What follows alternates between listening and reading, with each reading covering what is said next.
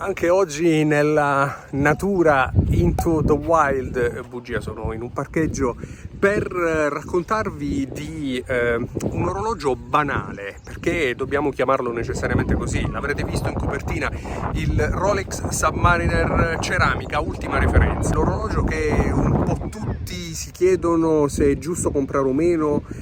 Insomma, un orologio di cui c'è sempre qualcosa da dire e che può sicuramente essere interessante sviscerare in tanti aspetti, in tante particolarità. Insomma, siamo tra appassionati e come sempre vale la pena parlare di questi orologi, vale la pena parlare insomma degli orologi che più ci incuriosiscono, e ne parliamo come sempre tra qualche secondo dopo la sigla.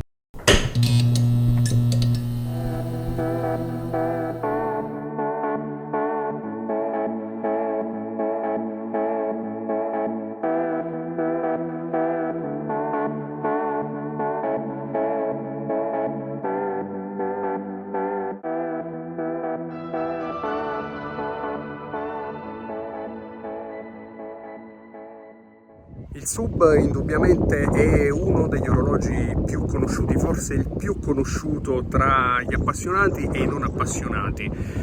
Un orologio sicuramente iconico che ha contribuito a fare la storia dell'orologeria sportiva, dell'orologeria professionale, soprattutto di quella Rolex, una delle referenze più conosciute e più acquistate nel catalogo della casa coronata, e il motivo credo sia anche abbastanza semplice: è un orologio semplice. Come ho già detto in altri video, è un orologio abbastanza banale, cioè è un orologio che si può indossare al polso senza troppi problemi, senza troppi pensieri, senza insomma dover badare al contesto, a che cosa ci sta attorno. È semplicemente un orologio con quadrante e lunetta nera, bracciale satinato, che sta sempre bene, insomma lo si può indossare mentre si va a fare la spesa o mentre si fa il bagno a mare. E in particolare questa referenza, l'ultima, la 41 mm, che poi cambia di pochi decimi in realtà rispetto al penultimo sub in ceramica,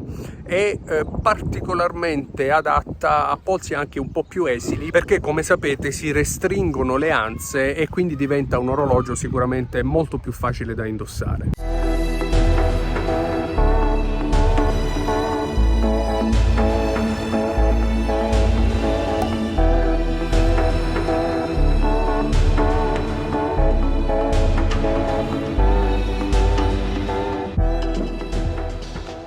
Poi c'è il bracciale che, come sicuramente saprete, cambia da 20 a 21 mm. In realtà si ingrandisce nella sua interezza, perché è tutto più largo di 1 mm, e devo dire che questo regala maggiore proporzione a tutto l'orologio, che naturalmente, avendo una cassa importante anche dovuta a una ghiera girevole in ceramica un po' più larga del normale, al polso sicuramente veste in maniera appunto più proporzionata, un po' più largo, un po' più vistoso, diciamo così, ma rimane comunque un ottimo sportivo al quale siamo da sempre abituati. Ma che cosa avrete quando vi faranno la grazia di spendere 9.650 euro di listino che chiedono per un Rolex Submariner con data? Una scatola rivestita da una controscatola semplicissima in cartone, al cui interno poi la scatola in sempre cartone, insomma una delle scatole più banali del mondo dell'orologeria di lusso, al cui interno abbiamo poi la scatola in legno rivestita in pelle verde, la classicissima scatola Rolex, insomma quella che tutti conosciamo. A differenza del passato, i corredi con gli orologi moderni sono molto scarni, hanno molta meno romanticità, possiamo dire, di quelli di un tempo, ma ci dobbiamo accontentare. All'interno della nostra scatola verde poi naturalmente l'orologio, in questo caso l'abbiamo già detto 100 volte, un Rolex Submariner referenza 126610 LN lunetta nera. L'orologio viene presentato sul suo cuscinetto con il coprighiera, che insomma feticcio che tanti si vendono per 20 euro, così possono andare a comprarsi un gelato. Il suo tag, anche lui insomma valore di un gelato panna e nocciola. E poi all'interno della scatola a ribaltina cosiddetta poco altro, e cioè il cartoncino con cui viene specificato il materiale dell'orologio, il libretto delle istruzioni, in questo caso Oyster Perpetual Rolex Submariner Date, quindi con data, e le spiegazioni di come fare a leggere un orologio. Lo abbiamo imparato circa 30 anni fa. E poi porta garanzia con la garanzia internazionale valida 5 anni dal momento dell'acquisto, e garanzia che per le nuove con il loro bordino dorato molto classico riporta soltanto la data di acquisto e non anche il proprietario. Lo spazio per inserire il nome del proprietario non è più presente, perché in realtà la garanzia, come per esempio anche per i Tudor, viene attivata direttamente da concessionario tramite un'app, quindi è nominativa, però il nome non è più riportato all'interno della garanzia. L'orologio naturalmente si presenta in tutta la sua semplicità, in tutta la sua concretezza. A me, come ho già detto e come ripeterò, i professionali Rolex mi piacciono soprattutto perché sono concreti, perché non hanno fronzoli, soprattutto per quelli più iconici, più semplici, come per esempio proprio il Submariner, con il suo bracciale satinato, la sua spazzolatura, i lati lucidi e basta, nient'altro. Un orologio semplice, pensato, progettato per quello che deve fare. Poi è diventato naturalmente feticcio degli aperitivi più chic, ma questa è una cosa che sappiamo e che dovete concedermi. In ogni caso si tratta di un orologio che secondo me rispecchia quello che vuole essere, quella che è sempre stata Rolex, ovvero una maison di orologi svizzeri che fa orologi concreti, e questo è dimostrato ad esempio dall'affidabilità dei suoi movimenti, nonostante siano poco decorati, non rifiniti. Le rifiniture sono una cosa diversa dalle decorazioni. Sono orologi poco decorati, nel senso che sono perfettamente rifiniti, non vedrete mai una minima sbavatura neanche sulla più piccola delle viti di un movimento Rolex, ma sono concepiti per essere semplici e per fare quello per cui sono stati progettati, così come tutto il resto dell'orologio, con la ghiera per esempio affilata e che si prende in maniera perfetta.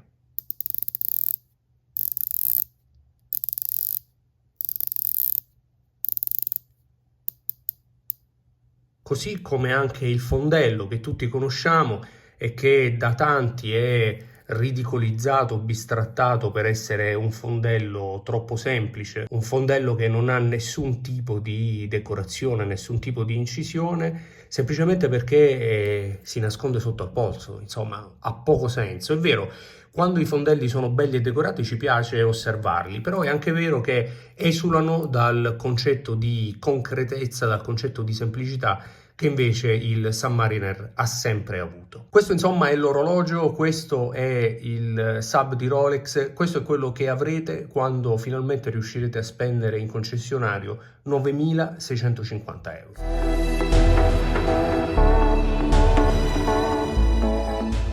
La bellezza, l'esclusività di un Rolex della quale tutti parlano, che poi è quasi sempre il motivo principale per cui Rolex vanta questa aura di inarrivabilità, di esclusività, è data alla prima sensazione dalla qualità percepita di questo orologio, di un Rolex professionale in generale, perché è tutto semplice, è tutto al suo posto, è tutto dove dovrebbe essere, in maniera precisa, senza sbavature, senza fronzoli.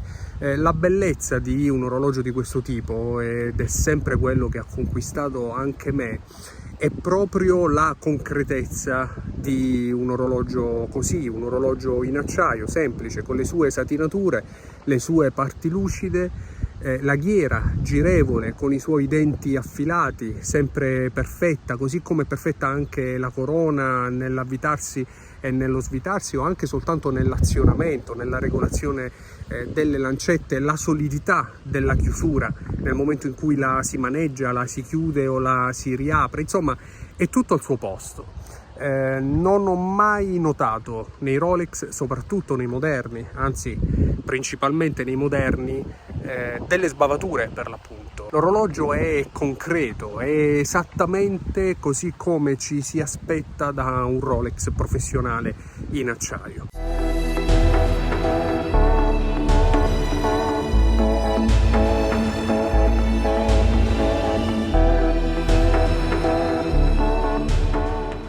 Per me il suo punto di forza è essenzialmente questo, cioè quello di essere un orologio semplice. Era così semplice che fino a pochi anni fa si acquistava per poche migliaia di euro. È chiaro, non si tratta di prezzi bassi, però stiamo parlando di un orologio come il Sub 5 cifre, per esempio quello precedente a questo ceramica, che si acquistava full set per circa 4-5 mila euro al massimo. Insomma, un orologio che offriva ciò che doveva offrire con la qualità Rolex al giusto prezzo. È chiaro che oggi il mercato invece dice tutt'altro, ed è anche il motivo principale per cui tanto si discute e tanto anche sono odiati purtroppo i Rolex, perché sono diventati ingiustificatamente forse degli oggetti esclusivi di lusso, nonostante fossero nati come degli strumenti.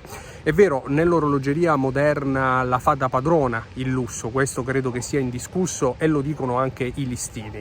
Il problema di Rolex però è che è stato creato un mostro, è stato creato l'oggetto esclusivo di lusso appunto ingiustificatamente, portando i prezzi di mercato, nonostante listini già alti di 8-9 mila euro per i sub con o senza data, a prezzi assolutamente ingiustificati, prezzi che sono arrivati fino a un paio di mesi fa fino a 18-20 mila euro, che naturalmente non hanno ragione di esistere, anche se come sappiamo il mercato viene fatto dall'incontro tra domanda e offerta, quindi potrebbe anche essere che non è colpa di nessuno, soprattutto se consideriamo che da ultimo i prezzi sono effettivamente scesi, segno che se gli orologi non si vendono i prezzi scendono. Inutile negarlo, alla fine, come sapete sono un amante della Maison Coronata, sono un amante Rolex, non ho alcun timore a dirlo e credo anche che sia necessario combattere il tabù contro Rolex, che invece ritengo una maison storica al pari di tante altre, una maison che come altre, Longines, Omega, per fare degli esempi banali e comunque paragonabili a Rolex, ha fatto la storia dell'orologeria e credo che le vadano riconosciuti i meriti che si è guadagnata sul campo. È chiaro, i prezzi di cui abbiamo parlato non contribuiscono a renderla amata dagli appassionati, però è anche vero che le polemiche attorno a Rolex in realtà ci sono sempre state. Io che seguo l'orologeria e anche Rolex da tanti anni, almeno da una decina, so che le polemiche ci sono sempre state, e quando Rolex costava 4.000 in molti la criticavano dicendo che era meglio acquistare un Omega Seamaster per 1.500 euro. Probabilmente era vero, però Rolex è questa, io ritengo che vada da appassionati, apprezzata come qualsiasi altra maison. È chiaro che, come ho detto, ci sono degli aspetti negativi che vanno necessariamente presi per quello che sono, insomma degli aspetti negativi che devono essere valutati in maniera negativa se effettivamente lo sono, come i prezzi di mercato, ma è anche vero che non è una cosa che possiamo imputare a Rolex. Se ci fermassimo in maniera oggettiva invece a ragionare rispetto a ciò che Rolex è, credo che semplicemente si dovrebbe apprezzare il lavoro che la Maison Coronata ha fatto negli ultimi 100 anni. Insomma, queste le mie considerazioni personalissime attorno a Rolex, attorno al Sub in particolare, oggetto di questa recensione, ma anche attorno a quella che è una casa che credo meriti un po' di rispetto da parte degli appassionati. Vorrei sapere la vostra in maniera tale da parlarne assieme nei commenti come sempre. Grazie per essere stati anche in questa puntata. Questo è Talk, non siamo nella stanza degli orologi, ma ci torneremo presto. Alla prossima!